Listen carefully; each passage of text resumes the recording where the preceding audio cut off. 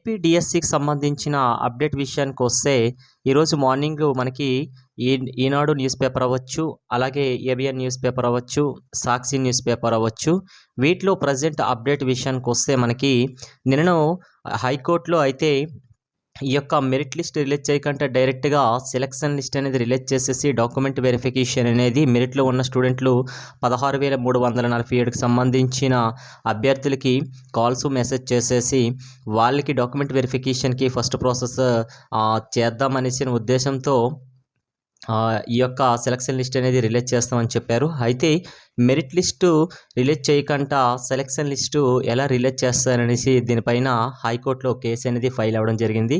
అయితే ఈ యొక్క ఫైల్ గురించి అయితే గవర్నమెంట్ నుంచి lawyers at the same time ఈ యొక్క దీనిపైన హైకోర్టులో పిటిషన్ వేసినటువంటి అభ్యర్థుల తరపున న్యాయమూర్తులు వీళ్ళందరూ కూడాను దీనికి సంబంధించిన మ్యాటర్ అనేది డిస్కస్ చేస్తే జడ్జి గారు చెప్పిన జడ్జిమెంట్ ఏంటంటే, మెరిట్ లిస్ట్ ఫస్ట్ రిలీజ్ చేయండి.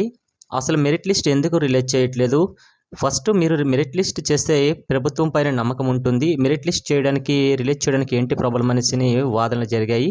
అయితే దీనికి సంబంధించినటువంటి గవర్నమెంట్ స్పందన కూడాను పాజిటివ్‌గానే తీసుకొని మనకి మెరిట్ లిస్ట్ అనేది రిలీజ్ చేయడానికి రెడీగా ఉంది. అంటే మనకి వాళ్ళిచ్చిన డేట్ ప్రకారం 21 లేకపోతే 22 ఆగస్టు మెరిట్ లిస్ట్ రిలీజ్ చేసేస్తారు అనేసి మనకి చెప్పడం జరిగింది.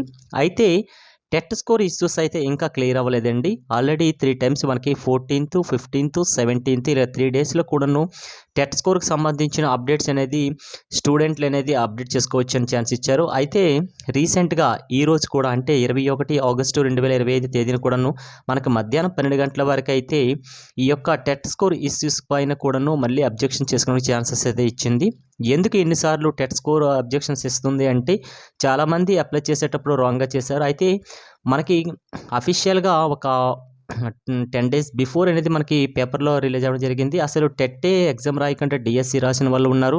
మినిమమ్ క్వాలిఫై మార్క్స్ కూడా లేనటువంటి టెట్ వాళ్ళు కూడాను డిఎస్సి రాశారు. వాళ్ళు గుడ్ మార్క్స్ కూడా వచ్చాయి. అయితే ఈ యొక్క వెరిఫికేషన్ ప్రాసెస్‌లో కంప్యూటరైజ్డ్ ఏఐ చేసేటప్పుడు ఈ యొక్క మినిమమ్ క్వాలిఫై అవ్వని వాళ్ళు టెట్‌లోన, అలాగే అసలు టెట్టే రాయకుండా డిఎస్సి రాసిన వాళ్ళన మ్యాక్సిమం అప్పుడైతే మనకి 35,000 వరకే చెప్పారండి. అయితే రీసెంట్‌గా 2 డేస్ బ్యాక్ అయితే మనకి న్యూస్ పేపర్‌లో 60 నిన్నండి 60,000 అబోవ్ పర్సన్స్ కూడాను ఈ యొక్క టెట్ స్కోర్ ప్రాబ్లమ్ అనేది రాంగ్‌గా ఎంటర్ చేయడం జరిగిందని కూడా చెప్పారు.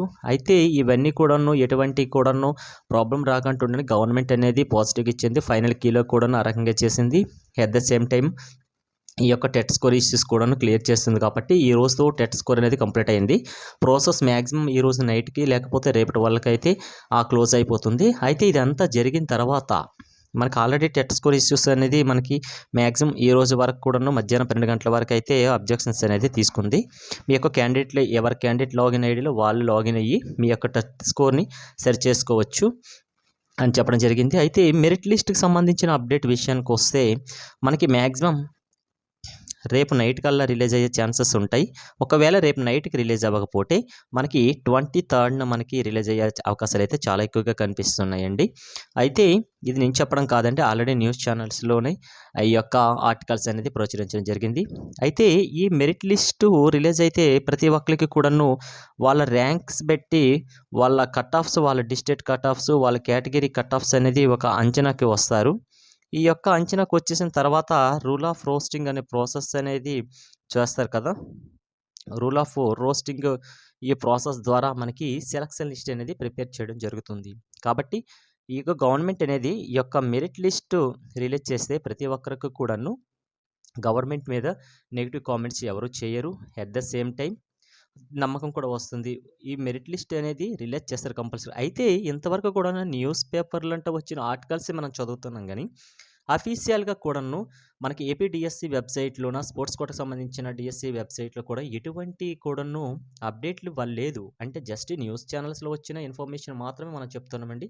వాళ్ళు అఫీషియల్‌గా అయితే ఈ మెరిట్ లిస్ట్ గురించి కూడాను ఎటువంటి ఇన్ఫర్మేషన్ ఇవ్వలేదు. అయితే 20న మనకి బుధవారం నాడు కూడాను ఈ డిఎస్సి డాక్యుమెంట్ వెరిఫికేషన్‌కి సంబంధించిన కమిటీస్‌కి వాళ్ళు ట్రైనింగ్ ఇస్తున్నారని కూడాను కొన్ని మనకి చూపించడం జరిగింది. కొన్ని ఫోటోస్ అనేది చూపించడం జరిగింది. అయితే ఇదంతా కూడా మేబీ వెరిఫికేషన్‌కి సంబంధించిన ఆ యొక్క టీమ్స్‌కి ట్రైనింగ్ ఇవ్వడం తప్పులేదు. ఎందుకంటే ఏ డాక్యుమెంట్స్ ఏవి పెట్టాలి అనేది ప్రాపర్‌గా అన్నీ కూడా చెక్ చేయాలి కాబట్టి వాళ్ళకి ట్రైనింగ్ ఇచ్చుకోవడానికి నో ప్రాబ్లమ్ అండి.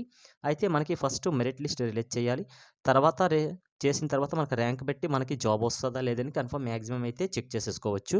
అయితే ఈ మెరిట్ లిస్ట్ రిలీజ్ అయిపోయిన తర్వాత మనకి 2 ఆర్ 3 డేస్‌లో మనకి సెలక్షన్ లిస్ట్ కూడా రిలీజ్ అయిపోతాది.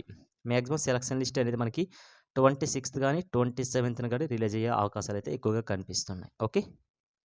నెక్స్ట్ పోస్టింగ్ విషయానికొస్తే మనకి సెకండ్ వీక్ ఆఫ్ సెప్టెంబర్ అవ్వచ్చు. అయితే మనకి ఫస్ట్‌లో చెప్పినట్టుగా అయితే మనకి సెప్టెంబర్ ఫస్ట్ వీక్ అంటే 5 టీచర్స్ డే నాటికి రిక్రూట్‌మెంట్ మొత్తం కూడా క్లోజ్ అయిపోతుందని చెప్పారు.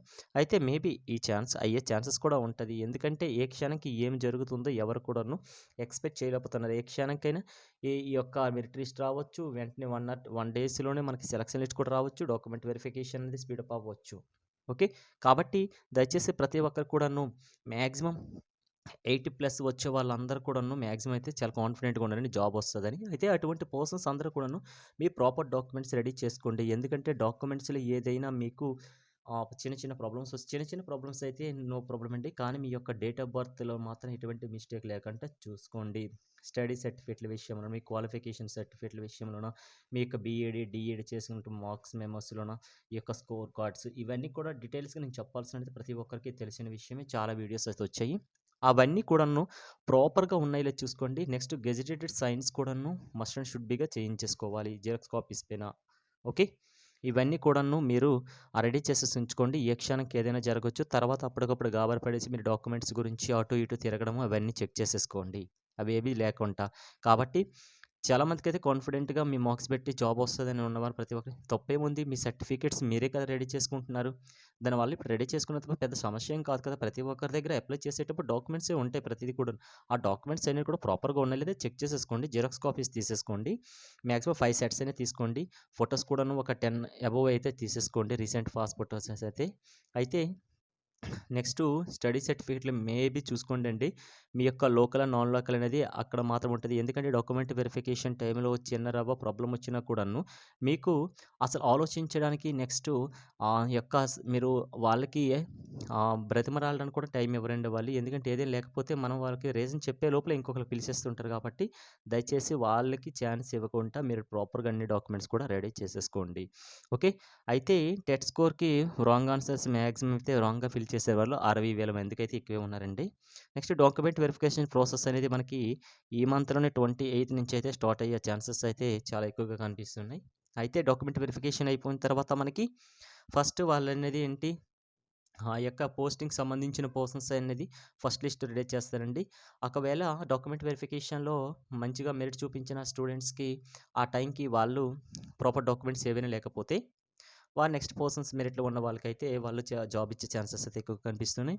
అయితే ఇక్కడ చాలామంది లేడీస్ విషయానికొస్తే దూరంగా ఉన్నవాళ్ళు, మిగతా స్టేట్‌లో ఉన్న వాళ్ళకి మెరిట్ లిస్ట్ వచ్చేసిన తర్వాత మాత్రం మీరు రిజర్వేషన్ చేసేసుకోండి. ప్రాపర్ డాక్యుమెంట్స్ అన్నీ కూడా రెడీ చేసుకోండి.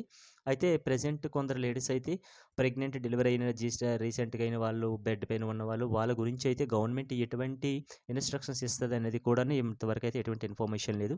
ఎవరైనా కూడాను రెడీగా ఉండండి. ఏ క్షణానికి ఏమైనా జరగొచ్చు. ఓకే. Thank you.